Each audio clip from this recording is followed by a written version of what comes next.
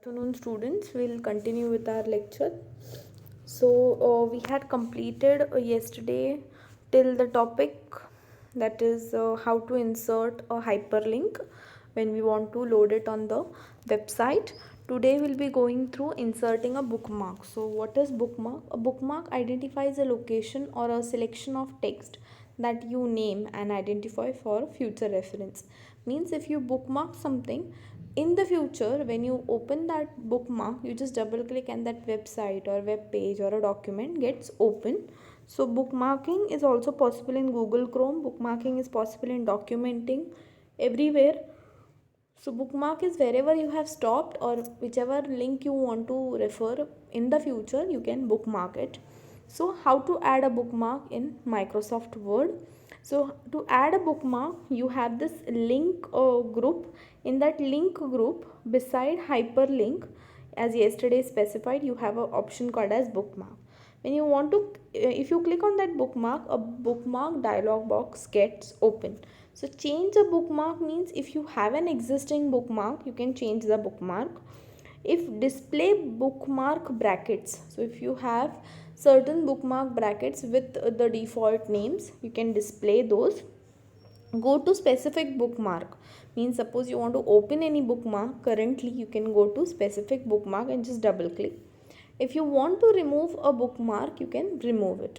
So adding bookmark can be for in that list also, you can add it in the list. If you want, you can create new and just add directly to the bookmark, or else you can see the existing bookmarks as well. And if you do not want any required bookmark, you can delete it. So these are the options in bookmarking. So how next is change spacing between lines and paragraph. So it's not compulsory that when you write in a, when we take an example of, if you write in a notebook, so notebook has specific lines and they have a space between these lines. Now to write same like your notebook or your scripting language on your Word document is also possible.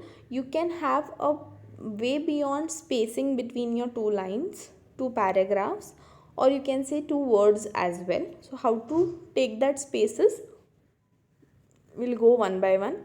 If I want space between two words or three words, I have a space bar key. That is the first option. Second one is when I want a space between lines, so I have an option called as paragraph in my home tab, and in that paragraph, when I click on this symbol here, my paragraph dialog box gets open. In that, if I want an alignment to my whole document, I can just click on this drop down and I get a list of left, right, center, justify, likewise. If you preview that, when you select a value here, you can preview how it looks rather than every time clicking an OK and just viewing it in the actual document. You can go in the preview temporary box. If you want an outline, you can go for outline. If you want indentations, you can go for indentations. If you want spacing, now here see, there is before point and after point, that is it starts from 0 and it ends to 10 point. So whichever range you are providing, you can give. Line spacing here is multiple. Multiple means they have given the line spacing of their own choice. If you want, you can select single and you can go with the range of computer provided values as well. Don't add space between paragraphs of the same style. So when you are applying these values to your line spacing, that is space between two lines, this can be applied to the paragraphs as well. But they are saying here, if you do not want that space to be applied to your paragraph, you can just tick on this box and that will be applied. And once you apply it, that is once everything is done, you can go for line and page breaks also. That is if you want a certain 3 paragraphs to be written and after 3 paragraphs you want a page break, that is you want a new document page, you can go for page breaks. Then just click on OK and your dialog box will by default get closed and your document will apply on the methods which you have given. Next is applying styles. Now when we say applying styles, there are a lot of style options to be given to your Word document. You have normal writings, you have no spaces, you have headings, you have heading 2 formats, then you have big title format. Can you see this? Normal, no spacing, heading 1, title, subtitle, subtle emphasis, all these options. Once you click on this drop down now, you will get whole list of the styles. So we'll read what is there. There are many styles that are already in Word ready for to use, so you don't have to go for a specific formatting. If you don't want to give, you can go for by default style values. To view the available styles, click the styles dialog box on the style group in the home tab. So in the home tab, they have styles group, that is this one, and in the styles group you have all these styles. To apply a style, that is if you want a specific style, what you can do is just select the text, just select and drag the text. Once you have finished selecting the text, what you can do is click the style dialog box, click on this style dialog box, and what will happen, select the style you want for that document which you have selected. Before selecting, nothing is possible. You have to select the text, then only you can do it. After selecting, just select whatever is possible, select the dialog box and select the style which you want and click on OK. Your style will get applied. Next is adding tables. Now when I say I want to add tables to my document, that is, it's not compulsory that every time I am only working with paragraphs or lines. Sometimes I want something to be in a diagrammatic format, that is a tabulated representation of my data. So it's, if it is a timetable, I need tabulated format. If it's a characteristics of some diagram, I need to go for a table, this tabulated format. So tabular format is a graphical representation, we can say, for reading, and through by which we can show our data more easy and a convenient way, and for that table option is been very easily possible. And what is the table option? Table option is in the insert tab. Can you see this insert tab? In that insert tab you have an option called as table, and in that table, when you click on this arrow, the below arrow after the table word, your this dialog box or this list appears. Now see here, they have here in counting 3, 4, 5, 6, 7, 8 rows and 1, 2, 3, 4, 5, 6, 7, 8, 9, 10 columns. So by default, if you scroll on each and every column, that is row and columns, that many number of rows and columns will be displayed on your document. This is just they have given somewhere in an easy way, but I do not want this much values. Suppose if I want 20 columns and 20 rows, what will I do? If I scroll it, it will give me only 8 rows. So I can go for an insert table. After going for insert table, they show me a dialog box in which I can specify my number of rows and columns, how many I want, and just click on OK. That many number of rows and columns table will be shown to you on your document. Then quick tables means there are table formats also with colors, backgrounds, that also you can go for in the quick tables option. Then how to create a table? Create table, enter data in the table. Once you create the table, how many rows and columns you want, enter the data into it. If you want a proper modified tabular structure or a format of table provided by the system itself, what you can do is just go in, just select the table. Your this particular tab after view will be directly popped up on your ribbon only. This will not be seen until and unless, that is design and layout will not be seen until and unless you click on that table. Before that, design and layout will not be there. So once you click on the table, you will get this table tools. In that, if you go in the design tab, you will have these table styles. That is, if you want the background red, green, purple, this is the list, this arrow is there. If you want the table borders, you can select the borders whichever you want. You want thick borders, you want thin borders, you want no outside borders also is also possible. That point incrementation can also be done. You have a drawing table with pencil is also possible. Erasing some values inside is also possible. Shading the table, that is background shade is different, is also possible. So this is the designing format. What is the layout format? Suppose I want the grid lines to be view, that is each and every cell should be view with the pixel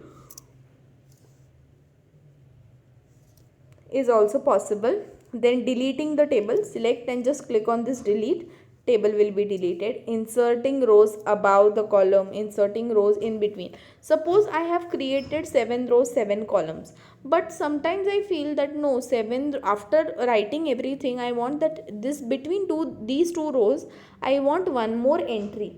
What I can do is just go on that row and click on the option insert above. One row will be displayed, that is one row will be entered in between those two rows. If I want to add a column, I can go for insert right. See, you can say if you want for row, these are the two horizontal lines. If you want to go for columns, these two vertical lines are there, that is left and right, above and below. So these are the options for inserting rows and columns. If you want to split cells, means in one cell, if you want to make it two cells, you can go for split cells. If you want to split a table, that is after 4 rows, if you want to make the table a different table, you can go for split table. Then auto fitting the option, that is if any of the word is not getting fit into that cell of that table, you can go for auto fit option.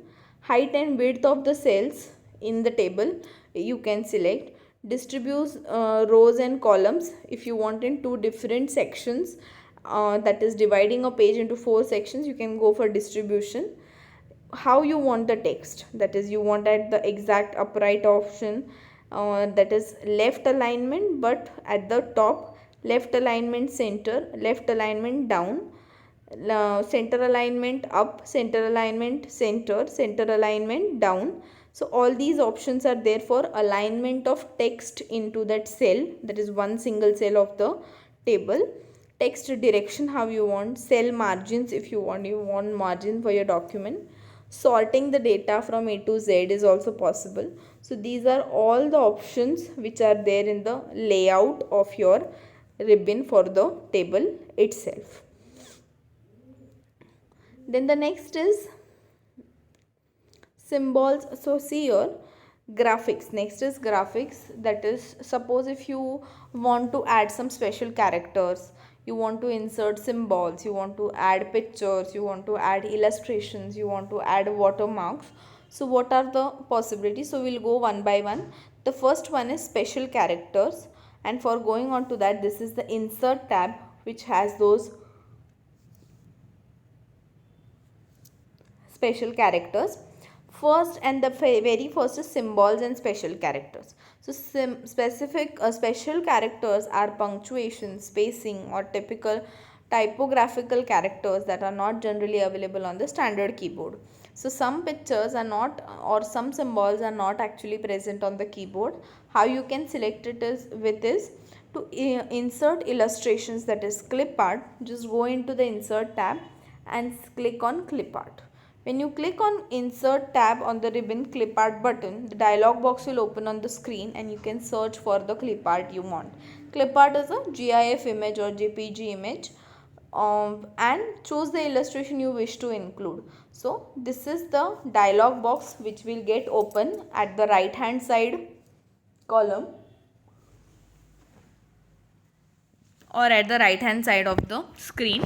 When you click on clip art, that is I have selected your car and I have written car. If you want, you can go for school, any of the clip arts which you wish to, and just click on go.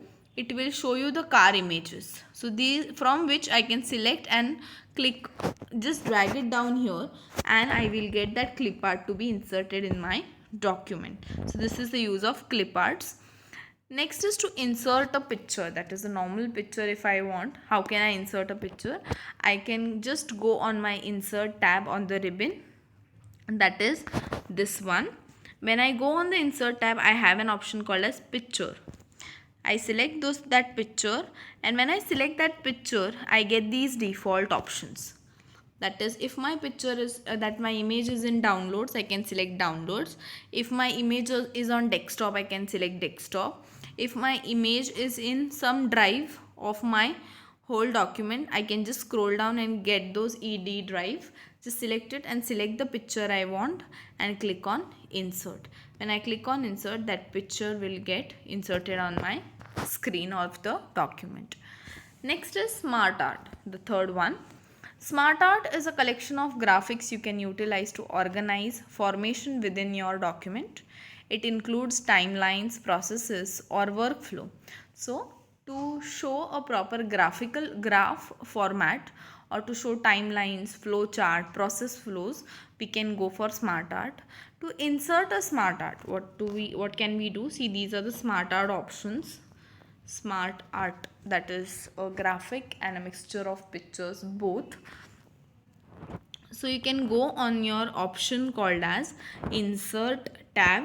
In that you have an option called as, in the illustrations group you have, see, this is illustration groups, and illustration group you have an option called as smart art. Just click on that smart art, these dialog box get open.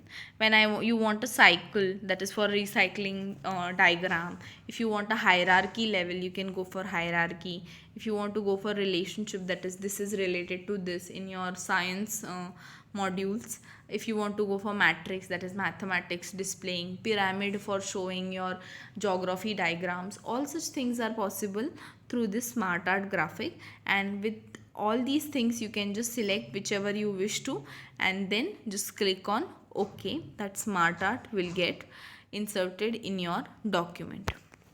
Next is resizing the graphic. So once, if you remember that I have inserted this picture on my screen, so when I insert that picture on my screen, what happens is it looks somewhere like this. After inserting, I have certain area of recovering that image. What I can do is, if I want to expand it, I want to make it larger, I can just click on this any of the corner 1 2 3 4, and by clicking on this I can just click and drag it. Once I click and drag it, that image gets resized. That is, it can become smaller, it can become bigger. If I do not want it to get enlarged to its height, I just want its width to be enlarged, I can click here or either here and just drag it. I want its width to be same, I want its height to be incremented, I can click here or here and can drag it likewise. So this is all is possible for resizing my graphic, which I insert from my picture or my clip art option. Next is watermarking. Suppose watermarking is done for confidential works. Means what? Suppose I am making a PowerPoint presentation or I am making a Word document. I do not want to share it with somebody else, or I do not want that document after me to be used by somebody else. What I can do is I can go for an watermark. That is, watermark means it will be in the background of your document, it's blur. On that, your original text will be imprinted in a very proper thick format, but this confidential, whatever you are writing, that confidential is just for example. You can go write your own name, that is notes by so and so, subject, or most probably your university papers are like this. They print Mumbai University stamp watermark, so that nobody else could use it in a wrong way if it is highly confidential.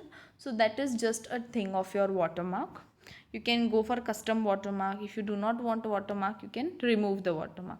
But once a person has created watermark and saved it, another person cannot remove that watermark. He or she has to just copy the text and take. That watermark will not be removed from the document. So this is the use of watermark. So it has 4 topics usually.